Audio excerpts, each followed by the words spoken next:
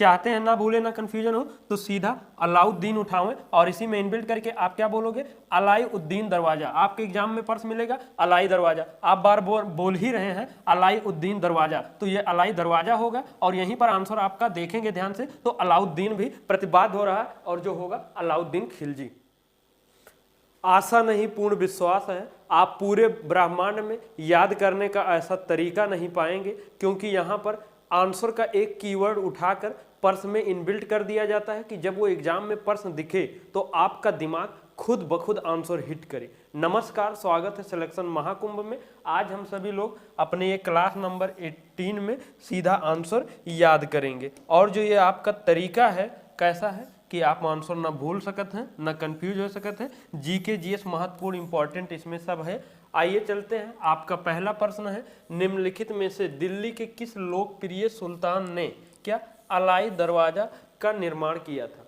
अब अलाई दरवाजा और इसमें ऑप्शन में देखोगे तो कुछ आंसर तक पहुंच सकते हैं और अगर लगता है कि ये कौन सा होगा, ना भूले ना कंफ्यूज हो, तो आप यहाँ लाउद्दीन या उद्दीन उठाइए और इसमें इनबिल्ट करके आप क्या बोलोगे, अलाई दरवाजा अब नहीं रह गया, अब क्या हो चुका है नया नाम अलाउद्दीन दरवाजा। अब क्या बोलोगे, अलाउद्दीन दरवाजा। अब ये अलाई दरवाजा भी दिख रहा है और अलाउद्दीन भी दिख रहा है, तो यहीं से आंसर आपका ये बन गया कि ये आंसर कौन होगा, अलाउद्दीन। तो अलाउद्दीन से क्या होगी, अलाउद्दीन खिलजी। अर्थात अब जिसका कोई भी है इनसे संबंधित तो वो कीवर्ड उठा के उनके उसी में इनबिल्ट कर देना है कि जिससे कंफ्यूजन ना हो। और कभी हिस्ट्री पढ़ेंगे तो बड़े ही शानदार तरीके से सब याद करेंगे, बस आप लोगों तरीका फॉलो करिए। और ये किससे बना हुआ है, लाल बलुआ पत्थर से। कोशिका के नाभिक का आविष्कार किसने किया था, खोज किसने किया था, तो देखिए एक रॉबर्ट हुक जी मिलेंगे और एक रॉबर्ट ब्राउन जी मिलेंगे। और थोड़ा सा आपको यहाँ सावधानी हटी कि दुर्घटना घटी, क्योंकि जो रॉबर्ट हुक जी हैं ओनली सेल की खोज किया था, ठीक, और रॉबर्ट ब्राउन जी हैं वो क्या किए थे, सेल के न्यूक्लियस अर्थात नाभिक, कोशिका के नाभिक या केंद्रक की खोज किए थे।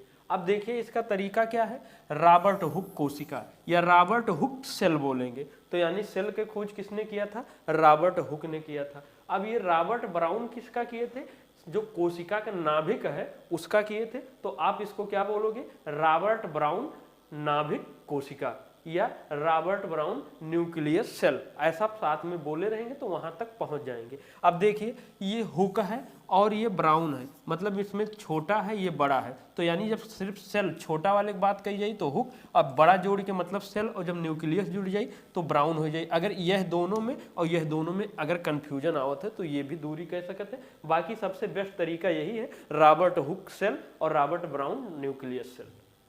अब ये है सत्यमेव जयते शब्द किस उपनिषद में है, तो अब इसको तो वैसे ट्रिक की कोई जरूरत नहीं है, मैक्सिमम सबको पता है किससे लिया गया है, मुंडको उपनिषद से लिया गया है। तो अब यहाँ सत्यमेव जयते, ये अब बहुत जे का कंफ्यूजन हो तो ना याद हो भैया एकदम से, तो अपने हिसाब से जोड़ सकते हैं, बाकी ये आपको सबको याद है। और ये भारत का जो राष्ट्रीय आदर्श वाक्य है। अशोक स्तंभ कहाँ है, तो सही आंसर क्या है, सारनाथ में है। कभी कभी ये कंफ्यूजन हो जाता है, कई ऑप्शन देखने को मिल जाता है, तो अगर कंफ्यूजन है, वैसे नहीं कंफ्यूजन है तो ठीक है, ये कहाँ है, सारनाथ है में है। और सारनाथ कहाँ है, वाराणसी में। और वाराणसी कहाँ है, यूपी में। क्योंकि ये जो अलग राज्य के भाई बंधु अपने देख रहे हैं ये सबके लिए इंपॉर्टेंट है, कभी सारनाथ भी वाराणसी भी, ये उत्तर प्रदेश, इस लेवल पर भी ऑप्शन देखने को मिल सकता है। अब ये आप यहाँ से सीधा सार उठाई के इसी में इनबिल्ट करके आप क्या बोलोगे, अशोक सार स्तंभ, क्या अशोक सार स्तंभ, और सार से आपका आंसर सारनाथ इनबिल्ट हो जाएगा, ये हो गया। और ये भारत का राष्ट्रीय प्रतीक है, क्या है, भारत का राष्ट्रीय प्रतीक है। और कहीं कहीं आप लोगों को हमने देखा है भारत का राष्ट्रीय प्रतीक अशोक चक्र मार देते हैं, भैया ये सिंपल सी है, इसको ध्यान रखिए, अशोक स्तंभ ही भारत का राष्ट्रीय प्रतीक है, ना कि अशोक चक्र। और निर्माण किसने कराया था, मौर्य सम्राट जो अशोक थे उन्होंने करवाया था। निम्नलिखित में से कौन सा एक सबसे कम भू क्षेत्र वाला है, अर्थात ये ऑप्शन देखोगे तो वैसे ना, लेकिन ये देखागा अफ्रीका, ऑस्ट्रेलिया, एशिया, यूरोप, तो ये कहीं ना कहीं इंडिकेट किसको कर रहा है, महाद्वीप को कर रहा है। तो अब यहाँ पर देखेंगे सबसे छोटा कौन है? ऑस्ट्रेलिया महाद्वीप। क्या है? सबसे छोटा महाद्वीप ऑस्ट्रेलिया है और सबसे बड़ा महाद्वीप एशिया है। आप सभी को वैसे ये पता ही होगा, तो इसमें किसी प्रकार का, और आज हमने कम से कम ट्रिक का यूज किया है, क्योंकि बहुत भाई बंधु कह रहे हैं कि सब ट्रिक तरीका। भाई साहब ट्रिक तरीका वो कुछ ना है, बस एक पैटर्न है, याद करने का तरीका है। क्षय रोग या टीबी रोग के कारण होता, मतलब प्रोटोजोआ, कॉक, वायरस, बैक्टीरिया। तो इससे का सही आंसर बैक्टीरियल, और बैक्टीरिया मतलब जे का जीवाणु बोल जाता है। अब देखिए इस सब से संबंधित ऐसा शानदार तरीका दे दिए हैं कि आप लोग अगर एक बार नोट्स बना लिए होंगे तो कभी ताउम्र के लिए कंफ्यूज हो ही नहीं सकते हैं। अब इसका वाला हो सका था ना भी कंफ्यूज हो जाए, क्योंकि ये हम लोग नहीं पढ़े थे। अब देखिए इसका कई नाम है, क्षय रोग, टीबी रोग, और एक हिंदी में क्या मिलत है? तपेदिक मिलत है। और ये वाला हम लोग पढ़े थे वहां पर अपने ट्रिक में। और क्या बोला था? तपे जीवदिक। क्या बोले थे? तपेदिक को क्या बोलोगे?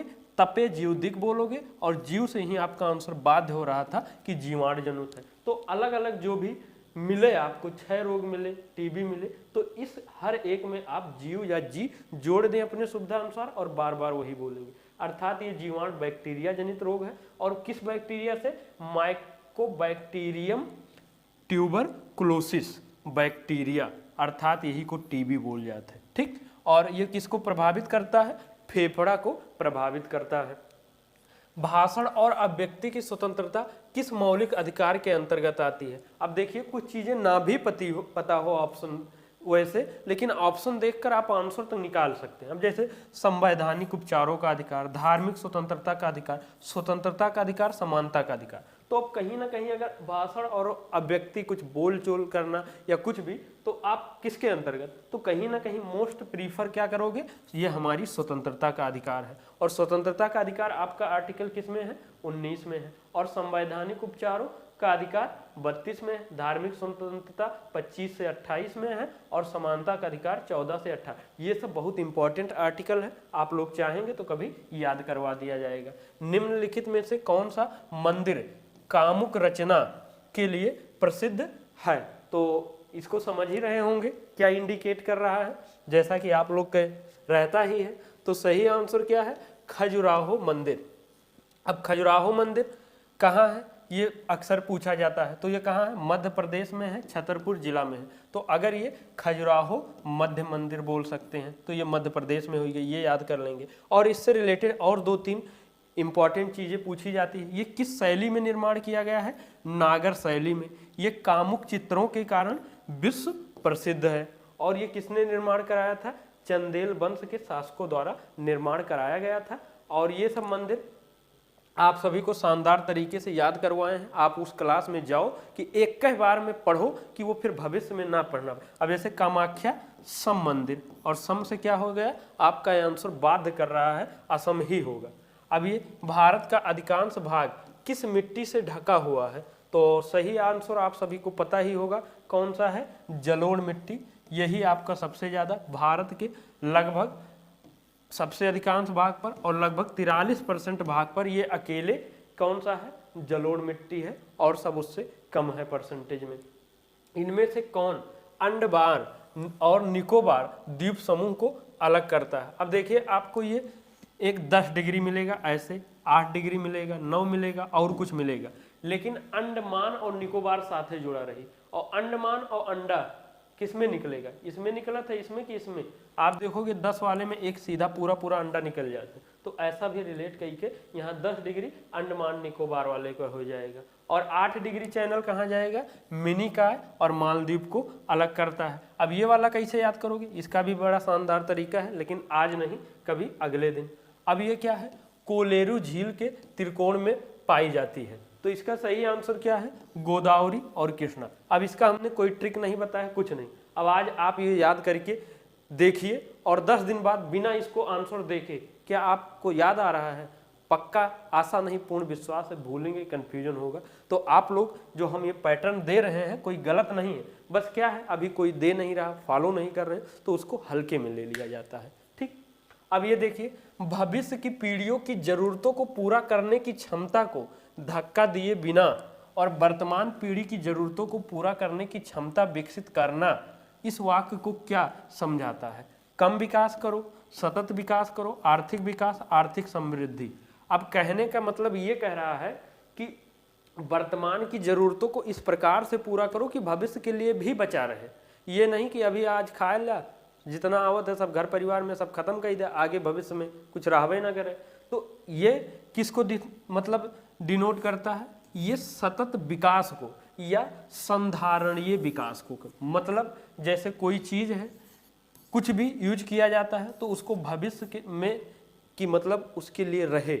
जैसे ये आप सभी देख रहे होंगे, ये क्लोरोफ्लोरोकार्बन और ये सब जो ओजोन परत का क्षरण हो रहा है, ये किसके लिए हो रहा है? आज जैसे बहुत मैक्सिमम यूज किया जा रहा है तो आगे वो भविष्य के लिए खतरा है ना। तो यही चीज कहा जा रहा है कि उतना यूज करो कि आगे भी दिक्कत ना आए। तो इसको क्या बोला जाता है? सतत विकास या संधारणीय विकास, जिसको क्या बोलते हैं? Sustainable development. निम्नलिखित में से कौन सा दुनिया का सबसे बड़ा झरना है या वाटरफॉल या जल प्रपात? तो इसका सही आंसर क्या है? अगर ऑप्शन देखो तो जो पढ़ा में और बढ़िया में लागत है वो कौन सा है? Angel Falls. तो यही है सबसे दुनिया का सबसे बड़ा जल प्रपात या झरना कौन हो जाएगा? एंजल फॉल्स हो जाएगा। ये है कहाँ? वेनेजुएला में है। अब हम कोई ट्रिक बहुत कम दे रहे हैं क्योंकि आप लोग कहते हैं हर एक जगह वो घुसा देते हैं। तो आइए चलते हैं अगले में। ओलंपिक पदक विजेता कौन है? सुशील कुमार किस खेल से संबंधित है? तो इसका सही आंसर क्या है? कुश्ती है। अब बहुत सारे खिलाड़ी हैं, मान लीजिए क्रिकेट के हैं तो याद रहता है, थोड़ा बहुत फुटबॉल, लेकिन सभी को कैसे याद रख पाओगे? तो आ गए हैं ना, बस आप क्या बोलेंगे? सुशील कुश्ती कुमार। सुशील कुमार को क्या बोलोगे? सुशील कुश्ती कुमार। और ऐसे हमने हर एक के लिए बता दिया है कि जो जिससे संबंधित है उसका कीवर्ड उठाई के उसी में जोड़ दो। अब चाहे ये मान लीजिए खिलाड़ी है, कोई खेल या शब्द है या कोई ट्रॉफी है, करना आपको वही है और जो आपको सुविधाजनक करेगा। तो इस प्रकार से अब जब बोल रहे हैं ना तो करिए ना। आप लोग को क्या दिक्कत है भाई? ये अलग अलग भी कर रहे हो, हम कह रहे हैं मिक्स करके करो बस। नर्मदा नदी किस स्थान से निकलती है? तो सही आंसर क्या है? अमरकंटक से। अमरकंटक कहाँ है? मध्य प्रदेश, अमरकंटक से। अब आप लोग इसको बार बार पढ़िए, बार बार भूलिए, कंफ्यूज होइए, हमें क्या करना। निम्नलिखित में से कौन सा शहर दुनिया की लौह और इस्पात की राजधानी के रूप में जाना जाता है? तो ये सही आंसर क्या है? पिट्सबर्ग। और ये पिट्सबर्ग कहाँ का है? अमेरिका के पेंसिल्वेनिया राज्य में स्थित है। वैसे ये नहीं पूछा जाएगा, बस इतना कहाँ का है? पिट्सबर्ग। और ये कहाँ है? अमेरिका में है। और यहाँ पर लौह और इस्पात सबसे ज़्यादा मिलता होगा, इसलिए यहाँ पर ये बोला जाता है ऐसा। अब जितने भी महत्वपूर्ण थे हमने मैक्सिमम याद करवाने की कोशिश किया है। और कुछ लोग आप लोग जो कहते हैं ना कि बहुत ज़्यादा ट्रिक हो जाता, उनके लिए हमने छोड़ भी दिया है। अब आप लोग कमेंट में बताएं क्या ऐसे कंटिन्यू इस प्रकार क्लास चाहिए कि बढ़िया से सब याद करवाने वाला? तो आप लोग बताएं। और आपकी सुविधा के लिए यहाँ नंबर दिया गया है, आप संपर्क कर सकते हैं। और लाइक कमेंट शेयर जरूर कीजिए जिससे क्लास कंटिन्यू आए, क्योंकि आप लोग जितना प्यार देंगे उतना ही अधिक क्लास आएगा। और जो लोग अभी तक सब्सक्राइब ना किए हैं, बेल आइकन हिट ना किए हैं, तो अब वो कर लें, जिससे कि कोई आपका क्लास ना मिस हो और ये कहना ना हो कि काश ये हमें तरीका पैटर्न 2-4 साल पहले मिल गया होता। तो यहाँ पर आपको क्विज PDF सब मिलते रहते हैं। और सिलेक्शन महाकुंभ परिवार से जुड़ने के लिए बहुत बहुत धन्यवाद। जय हिंद, जय भारत।